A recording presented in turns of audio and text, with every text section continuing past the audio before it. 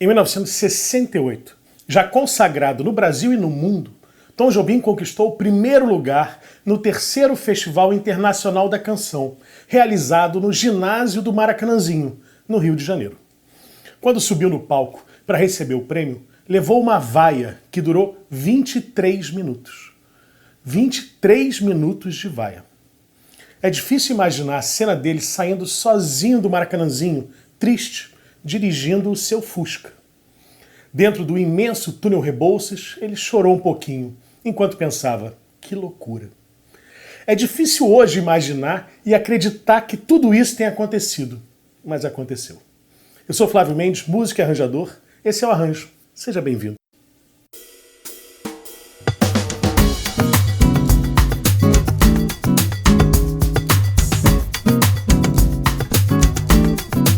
Se você está gostando de assistir aos episódios, pense na possibilidade de apoiar o Arranjo e assim contribuir para que eu continue a produzir os programas, a partir de apenas R$10. Acesse apoia.se/arranjo ou, se você mora fora do Brasil, acesse patreon.com/arranjo. Se preferir contribuir com Pix, a chave é contato@flaviomendes.com. Sabiá é uma composição de Tom Jobim e Chico Buarque e foi a vencedora do terceiro FIC, em 1968. Tom Jobim nunca quis participar de festivais, nunca gostou, nunca acreditou em competição de canções. Como ele mesmo disse, depois desse festival, não se pode comparar um Sabiá com um Bem-TV. Aos 41 anos, já era considerado o maior compositor popular brasileiro e tinha acabado de gravar um disco com o maior artista daqueles tempos, Frank Sinatra. Como homenagem, recebeu um convite para ser jurado desse festival de 68. Convite que ele recusou, por não se sentir confortável julgando os colegas. Para não ficar deselegante, ele mesmo sugeriu que poderia participar com uma canção. Ele tinha uma música inédita, chamada Gávea, uma modinha, no estilo de Villa-Lobos, que ele pretendia entregar para a cantora lírica Maria Lúcia Godoy. Segundo contou em entrevista ao jornalista João Luiz Albuquerque, Tom deu esse nome para a música porque ela obedece a uma linha muito gávea, com muita umidade, avenca, pássaros que piam de tarde. Os pássaros acabaram sendo representados pelo Sabiá, que deu o nome à música depois que ela recebeu a letra do Chico Buarque.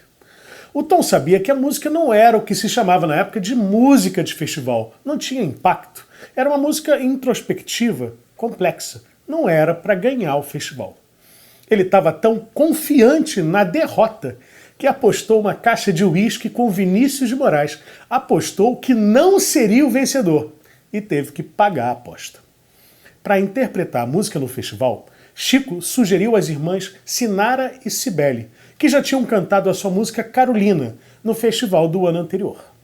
O arranjo foi escrito por Elmir Deodato, especialmente para o festival, e gravado em estúdio para ser lançado em um compacto. E é essa versão que eu vou analisar nesse vídeo. Sei que o amor existe, eu não sou mais triste que a nova vida jamais chega. Para Zuenir Ventura, 1968 foi o ano que não terminou. Foi um ano intenso no mundo todo, um dos mais convulsivos do século XX, e um ano de ruptura no Brasil, com a decretação do AI-5, o marco que inaugurou o período mais sombrio da ditadura militar. Depois do golpe de 1964, o movimento estudantil no Brasil foi dizimado, mas em 68 ele estava se reorganizando, promovendo manifestações que eram brutalmente repelidas pela polícia. O FIC desse ano, festival promovido pela TV Globo, foi o mais agitado da era dos festivais, com alguns momentos violentos. Na eliminatória paulista, aconteceu o famoso embate entre Caetano Veloso e a plateia de estudantes no Tuca, o teatro da Universidade Católica. Caetano radicalizou o discurso tropicalista e foi muito hostilizado pelo público, que reagiu com fúria, com ódio mesmo. Vale dizer que nesse festival, tanto Caetano quanto Gil estavam seguindo a célebre frase do poeta russo Vladimir Mayakovsky: Sem forma revolucionária não há arte revolucionária. Mas a forma com que eles estavam radicalizando esse discurso, dobrando a aposta nas provocações ao público, provocou nesse uma reação muito violenta. Caetano retrucou com um discurso histórico, antológico. Mas é isso que é a juventude que diz que quer tomar o poder? Vocês não estão entendendo nada! Nada! Nada! Absolutamente nada! Vocês são iguais, sabe a quem? Aqueles que foram na Roda Viva e espancaram os atores. Vocês não diferem em nada deles. Vocês não diferem em nada. Vocês, se vocês em política forem como são em estética, estamos feitos. Quem também participou da eliminatória em São Paulo foi Geraldo Vandré, mas teve uma recepção oposta. Na canção Pra Não Dizer Que Não Falei das Flores, ele cantava tudo que aquela plateia queria ouvir e cantar junto. Caminhando e cantando e seguindo a canção, somos todos iguais. A música era muito simples, só com 2 acordes. Aliás, o próprio Vandré dizia que em música popular o texto é que é o importante. A música está sempre a serviço da letra. Para ele, a música ser de fácil assimilação era importante para passar melhor a mensagem política. No meio de orquestrações grandiosas de um lado, guitarras distorcidas de outro, Vandré surgiu só de voz e violão, instrumento que ele sequer tocava bem. A cada apresentação nas eliminatórias, a música ia ganhando um coro cada vez mais forte da plateia. Era um hino de resistência ao regime militar. É a nossa Marselhesa. Vem, vamos embora, que esperar não é saber. Quem sabe faz a hora, não espera acontecer. A música já saiu de São Paulo como uma das favoritas para ganhar o festival. Mas com toda a repercussão, a TV Globo foi avisada de que os militares queriam que a música fosse eliminada. A Globo, com uma relação muito próxima com o governo, argumentou que desclassificar a música sem que tivesse previsão no regulamento causaria uma celeuma muito grande na imprensa, e a música seguiu no festival. Mas no dia da final, o ajudante de ordens do general comandante do 1º Exército telefonou para o todo-poderoso da TV Globo, Walter Clark, e disse: o Vandré não pode ganhar o festival. Clark disse que seria impossível garantir que o júri era soberano, mas ouviu de resposta que esse era um problema dele, que a ordem era clara. Clark e o produtor do festival, Augusto Marzagão, resolveram arriscar. Não avisaram a ninguém, nem ao júri, da ordem recebida. Eles pagaram para ver. Os jurados davam notas de 1 a 10 para as músicas, e alguns jurados, com o tempo, revelaram as suas notas. O cartunista Ziraldo disse que deu 10 para a música do Vandré e 5 para todas as outras. A atriz Bibi Ferreira só se lembrava que deu a maior nota para o Vandré. Mas o então diretor do Museu da Imagem e Som, Ricardo Cravo Albim, admite que tramou com outros membros do júri para que Sabiá vencesse. E o resultado foi 109 a 106 para Sabiá. As classificadas foram anunciadas em ordem decrescente. E quando, para não dizer que não falei das flores, foi anunciada em segundo lugar, o Maracanãzinho explodiu em vaias. Tinha ficado claro que Sabiá era a vencedora. E antes de cantar sua música, Vandré fez um discurso, tentando acalmar o público de mais de 20 mil pessoas. Eu acho uma coisa só mais. Antônio Carlos Jobim e Chico Buarque de Holanda merecem o nosso respeito.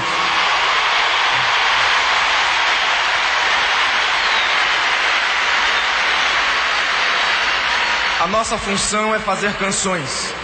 A função de julgar, nesse instante, é do júri que ali está. Um momento. Não existe o registro em vídeo da apresentação desse dia. Só o áudio sobreviveu. Quando você se lembra hoje do Maracanãzinho inteiro cantando, caminhando, que sentimento você tem? Foi muito bonito. Foi muito bonito. Pena que eu não posso ver o VT. Estão guardando o VT, não sei para quê. Eu quero ver o VT lá na nossa estação. Eles devem ter o VT para procurar. Consegue o VT aí para mim? O festival foi a glória para o artista Geraldo Vandré, mas virou um pesadelo. O secretário de Segurança do Estado da Guanabara, um general, foi aos jornais dizer que a música era altamente subversiva e mesmo a música tendo a liberação da censura, mandou recolher os discos nas lojas, num gesto sem respaldo legal. É assim nas ditaduras. Menos de um mês depois do festival, a execução da música foi, enfim, proibida em todo o território nacional. E Vandré se tornou oficialmente um inimigo do regime. Com a decretação do AI-5, Vandré se escondeu e assim escapou da prisão. O mesmo grupo que prendeu Caetano e Gil passou depois no apartamento do Vandré, mas ele não estava. Ele conseguiu sair do Brasil com o esquema do Partido Comunista, apesar de não ser filiado, e voltou em 1973, depois de um acordo com a ditadura.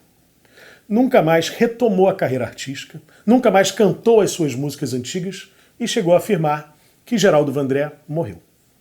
Eu estou exilado ainda até hoje, eu não voltei. Quando foram anunciar as 10 primeiras colocadas do festival, os compositores foram todos levados para trás do palco. O Chico não estava no Brasil, estava em Veneza, fazendo uma temporada pela Itália. O Tom estava sozinho. Ele imaginava que iria ficar lá pelo 5º lugar, mas as músicas foram sendo anunciadas e nada de sabiá. Quando anunciaram o 2º lugar para o Vandré e a vaia explodiu, ele já pressentiu o que iria acontecer. Subiu no palco, recebeu aquela vaia interminável e saiu meio atônito do ginásio. Acabou esquecendo da mulher e os filhos, que tiveram que voltar de táxi. No dia seguinte, mandou um telegrama meio desesperado para o Chico. Venha urgente, presença imprescindível, temos que estar juntos, preciso de você. Quando eu recebi o telegrama, eu pensei que fosse brincadeira. Eu telefonei para o meu empresário na época. Eu falei, e aí? Ele falou, não, notícia boa. Notícia ruim. Notícia boa, a música ganhou o festival, a parte nacional, né? E a segunda, porque o Maracanãzinho inteiro vaiou. Era um festival internacional. Essa fase era a parte nacional, que escolhia a concorrente brasileira para entrar na fase internacional, que aconteceria uma semana depois. Chico voltou de viagem exatamente no domingo seguinte, no dia da final internacional. E os dois compositores estavam juntos no Maracanãzinho quando Sabiá ganhou também a parte internacional. Na verdade, o que o Tom queria, mas não conseguiu fazer, era buscar o parceiro no aeroporto e recebê-lo com vaias. Segundo ele, era para dar para o Chico a parte das vaias que lhe cabia. Tomzinho, e hoje, quando você encontrou o Chico hoje de manhã, ele foi na sua casa? Como é que foi? Você foi no aeroporto? Foi, eu tava quase dormindo, Chiquinho chegou. Chiquinho chegou, aí chegou, disse o quê? Chegou todo mundo, chegou Vinícius, chegou o Gaia, chegou todo mundo, foi tão bom. Eu não durmo há 15 dias, mas não tem a menor importância. Essa disputa pelo primeiro lugar nesse festival colocou lado a lado duas correntes da música brasileira daquele momento. De um lado, a canção revolucionária, Caminhando e Cantando, fruto do projeto de arte popular desenvolvido pelo CPC da UNE, anunciando o levante popular iminente. De outro, a estética modernista jobiniana da bossa nova, que parecia anacrônica naquele momento, desligada da realidade nacional. Apesar da vitória de Sabiá no festival, a impressão que ficou a princípio foi uma vitória da estética ideológica presente na música do Vandré. Mas não foi isso que aconteceu. Surgiram muitas críticas do campo da esquerda ao voluntarismo sugerido pela canção, como se bastasse querer que a partir daí a revolução iria acontecer. E a repressão política pós-AI-5 e o recrudescimento da censura, tudo isso contribuiu para o fim da chamada canção de protesto. Mas a música do Vandré continua nas ruas, cantada nas manifestações até hoje. E a canção vitoriosa, mas derrotada pela vaia, por mais que demonstrasse naquele momento estar desvinculada do momento histórico, com o tempo se tornou mais um clássico da música brasileira. Sabiá tem um significado muito forte para mim, né? Por causa daquela história toda, daquela vaia horrorosa do Maracanãzinho, que ele tomou sozinho. Mandou um telegrama: Chico, venha, por favor. E quando eu cheguei já estava resolvido o problema, não tinha mais a vaia. E é uma música que mais tarde essa vaia toda vai ficando incompreensível, né? Que você vai escutando aquela música e a vaia vai desaparecendo. Muito se fala hoje que Sabiá era uma canção política, por fazer uma relação entre o poema Canção do Exílio de Gonçalves Dias e os exilados pela ditadura. Mas a verdade é que, na época, o Chico, artista, não tinha atuação política. Ele não compunha canções de protesto. Numa comparação com Geraldo Vandré, ele até poderia ser considerado um alienado, o que estava longe de ser verdade. E é claro que havia uma alusão ao exílio, aos exilados, que na época não eram os artistas, na época eram os políticos e tal, enfim, mas havia brasileiros exilados, havia uma leve alusão a isso, mas é uma música lírica, uma música... não era uma música política. Em um trecho da letra, Chico escreveu: eu hei de ouvir cantar uma sabiá. E os entendidos e ornitólogos foram aos jornais explicar que a sabiá fêmea não canta, só o macho. Usar uma sabiá foi uma sugestão do Tom, que falou para o Chico que é assim que os caçadores se referem ao pássaro, no feminino. E isso não tem a ver com ser fêmea ou macho. E essa não foi a única interferência do Tom na letra. Ele escreveu e incluiu uma outra estrofe inteira, aparentemente sem nem avisar ao parceiro. O curioso é que essa estrofe adicional só foi cantada no festival. Nas gravações posteriores, inclusive do Tom, ela foi abolida. O motivo musical inicial dessa melodia é a repetição de 3 notas. E esse motivo inicial vai ser desenvolvido durante a música. Já no começo ele aparece algumas vezes. Vou voltar, sei que ainda vou voltar, para o meu lugar foi lá, e é ainda lá que eu hei de ouvir cantar. A parte final é toda com esse motivo musical de 3 notas repetidos. Que fiz tantos planos de me enganar, como fiz enganos de me encontrar, como fiz estradas de me perder, fiz de tudo e nada de te esquecer. Uma curiosidade sobre Sabiá é que ela não foi composta como um samba. Na versão do festival não tem samba, não tem síncopes. Vou voltar, sei que ainda vou. Mas já na primeira gravação do Tom, no disco Stone Flower, ele faz algo que o João Gilberto fez muito, inclusive em músicas do Tom: transformar canções em sambas. Vou voltar, sei que ainda vou. Na maioria das vezes em que o Tom tocou ou gravou Sabiá, ela está em samba. Uma sabiá canta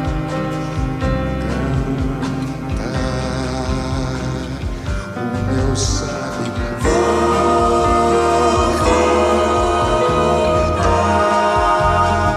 O Tom era um apaixonado por vocais.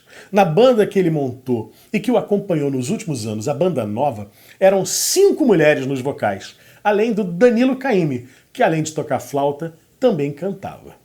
Como eu disse antes, partiu do Chico o convite para Cibele e Sinara serem as intérpretes de Sabiá.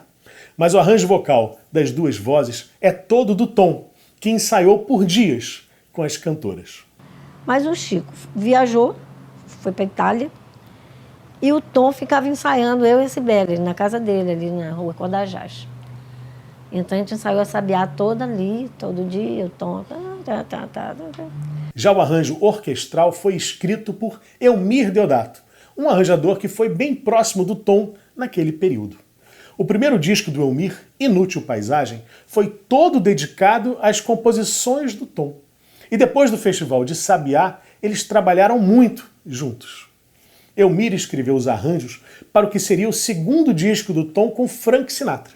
Escreveu também arranjos para 2 discos do Tom, Tide e Stone Flower, e ainda trabalharam juntos na trilha do filme The Adventures.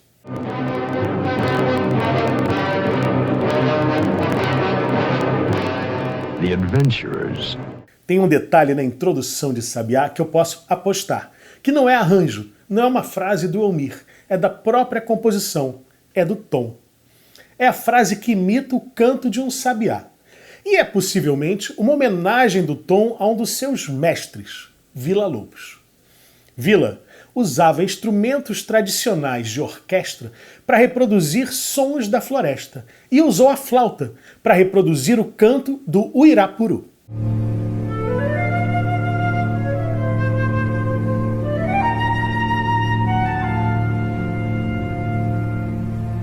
Em Sabiá, é também a flauta que reproduz o canto do pássaro.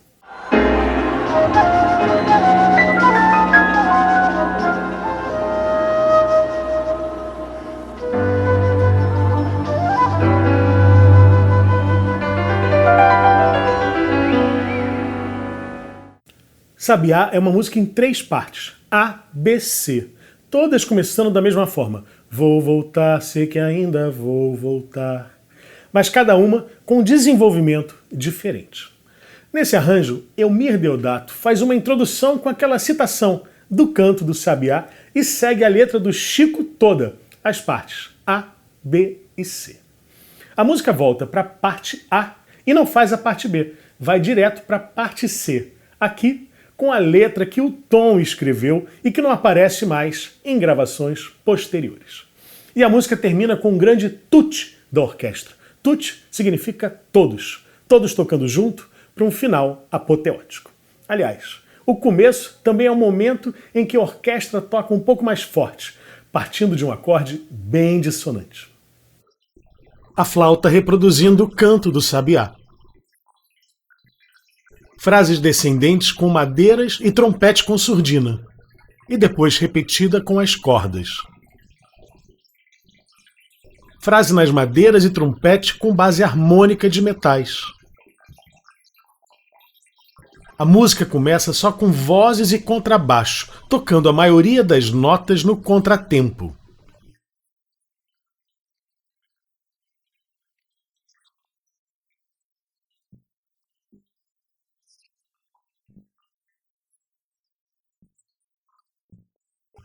Metais e cordas fazem agora a base harmônica, com notas longas no trompete com surdina.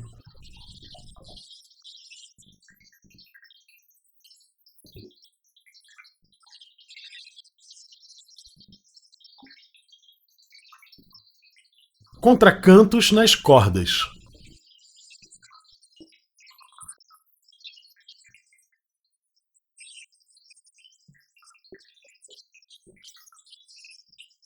E as cordas agora fazem a base harmônica.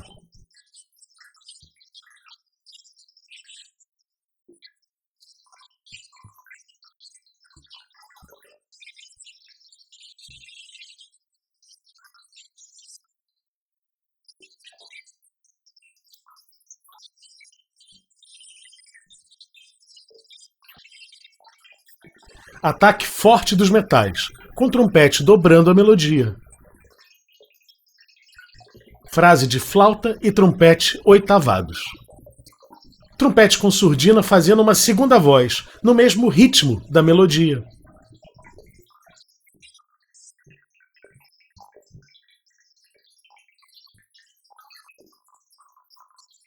Madeiras e cordas na base harmônica.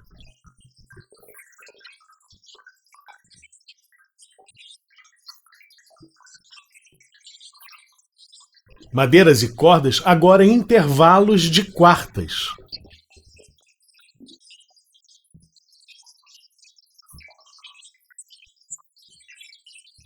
Madeiras numa frase fantástica, em quiálteras.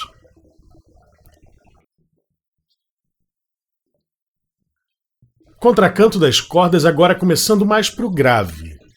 E depois seguindo na base harmônica.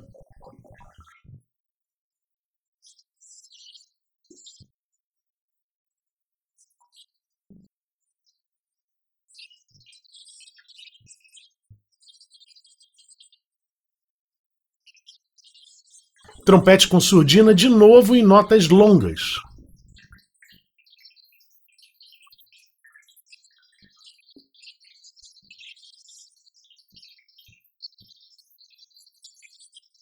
Volta o contrabaixo tocando notas no contratempo e madeiras no ritmo da melodia, em terças.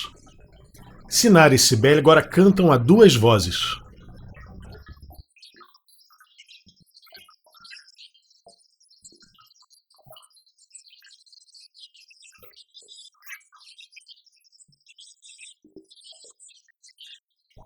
Madeiras e cordas em quartas, com o trompete tocando duas vezes a mesma nota.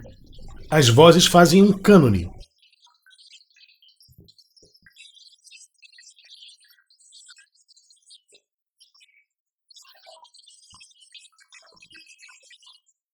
A frase em quialtras antes do tut da orquestra. Um tut forte, com a flauta fazendo o outro canto do sabiá.